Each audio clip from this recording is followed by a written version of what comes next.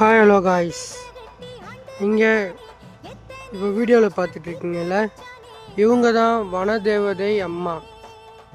ரொம்ப பவர்ஃபுல்லான ஒரு தெய்வம் அம்மன்.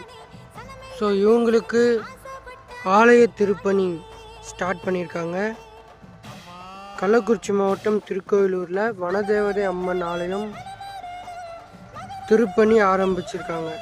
ஸோ உங்களால் முடிஞ்ச பண உதவியோ பொருள் உதவியோ இந்த ஸ்க்ரீனில் தெரியுது பார்த்தீங்களா, இந்த நம்பரை கான்டாக்ட் பண்ணி அவங்களுக்கு நீங்கள் இந்த டெம்பிள் கட்டுறதுக்கு ஹெல்ப் பண்ணலாம்.